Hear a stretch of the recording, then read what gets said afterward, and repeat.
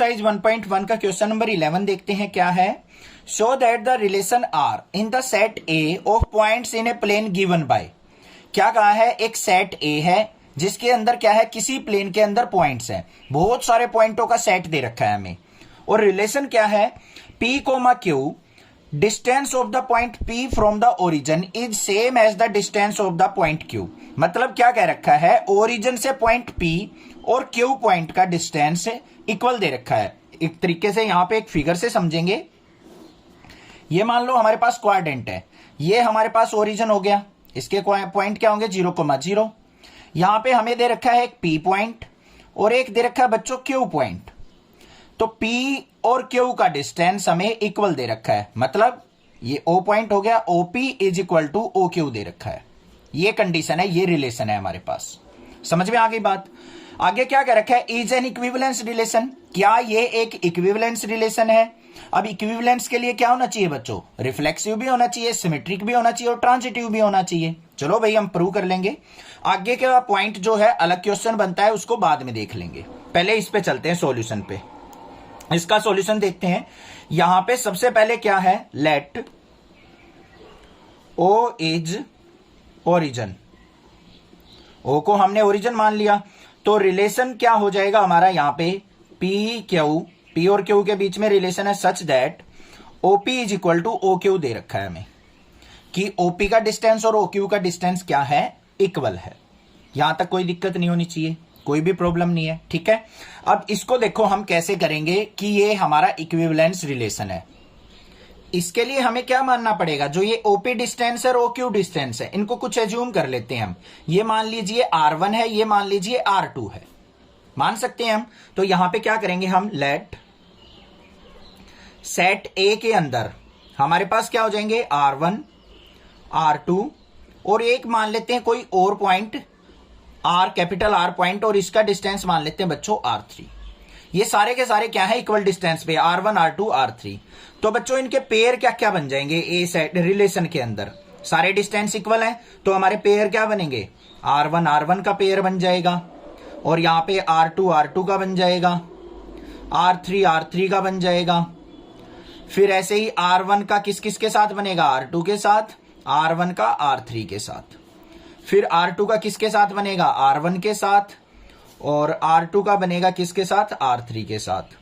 ऐसे ही फिर R3 के बना देंगे, R3 का R1 के साथ और R3 का R2 के साथ। यहां पे आप small a small b small c भी ले सकते हो, अगर ये R1 R2 R3 पसंद ना आए तो आपको। ये रिलेशन के अंदर पेयर बन गए हमारे, कि R1 का R1 से डिस्टेंस, देखो बच्चों ये P पॉइंट है, ये O पॉइंट है, ये जितना डिस्टेंस है R1, ये R1 के ही तो इक्वल होगा। ये R2 R2 का पेयर बन सकता है, R3 R3 का पेयर बन सकता है, ऐसे पेयर बन गए हमारे। अब सबसे पहला पॉइंट देखो, यहां पे R1 R1 R2 R2 R3 R3 relation के अंदर प्रेजेंट है, तो क्या लिख देंगे हम यहां पे, R1 R1 R2 R2 belongs to relation, so this is reflexive. अब अगर मान लो आपको दोनों सेम पॉइंट दे दे कि R1 का R1 से डिस्टेंस इक्वल तो दे रखा है, सेम ही तो पॉइंट है R1 जितना होगा इस R1 के उतना ही इक्वल होगा, तो ये दोनों बात क्या है हमारी, बिल्कुल ट्रू है, और ये रिलेशन के साथ बिलोंग करती है, इसलिए हम इसको रिफ्लेक्सिव रिलेशन बोल देंगे। सेकेंड कंडीशन पे चलते हैं, क्या होती है हमारी, R1 R2 belongs to R है, देखो ये रहा R1 R2 रिलेशन के अंदर है, तो R2 R1 भी रिलेशन के अंदर प्रेजेंट है, R2 R1 इसका उल्टा भी बिलोंग्स टू रिलेशन है, सो दिस इज सिमेट्रिक। तो ये सिमेट्रिक भी है।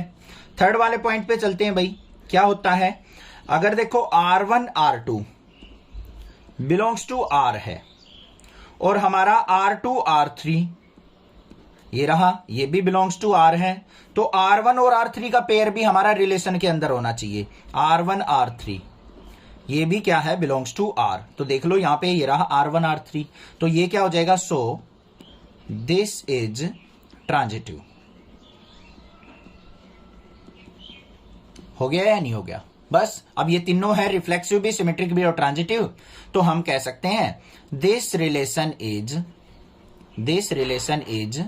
Equivalence, equivalence valence. बस काम खत्म। अब आगे एक बात और कही है उसने, show that the set of all points related two point P, set of all point related two point P, P जो है 0 0 नहीं होना चाहिए, मतलब ओरिजिन पे नहीं होना चाहिए। Is the circle passing through P with origin as centre. तो उसने क्या कहा है कि अगर मान लो ओ को हम ओरिजिन मान लें और पी को हम कोई पॉइंट मान लें, तो क्या हम कह सकते हैं कि ये पी जो पॉइंट है एक सर्कल फॉर्म कर रहा है। बिल्कुल ध्यान से देखो बच्चों, OP, O Q, O R, कोई और पॉइंट लेते चले जाओ, ऐसे ऐसे इक्वल डिस्टेंस होंगे सबके, तो अगर इसको ज्वाइन करेंगे तो हम क्या फॉर्म करेगा, ये एक सर्कल फॉर्म करेगा। तो यहां पे क्या लिखेंगे, as OP is equal to O Q is equal to O R up to so on they form a circle as all points are at equal distance from origin, equal distance from origin। ठीक है, समझ में आ गई बात, clear है कि सारे के सारे पॉइंट्स जो है ओरिजिन से इक्वल डिस्टेंस पे हैं, और ऐसी कंडीशन कब होती है, सर्कल के केस में होती है। तो ये एक सर्कल फॉर्म करेंगे, यही लिखना था बस हमें। समझ में आ गई बात, क्लियर है। यहां पे आपको R1 R2 R3 से कंफ्यूजन लग रही हो, अच्छा नहीं लग रहा हो, तो मैं दोबारा बता रहा हूं, इनको A B C, small a small b small c ले लेना। तो पेयर क्या बन जाएंगे यहां पे हमारे AA BB CC, A का B के साथ, A का C के साथ। इस तरीके से पेयर बना के भी कर सकते हो। फिर भी कोई प्रॉब्लम लगे आप मुझसे पूछ सकते हो, अदरवाइज चैनल को सब्सक्राइब कीजिए, लाइक कीजिए और शेयर कीजिए। Thank you students for watching your channel. Next classes.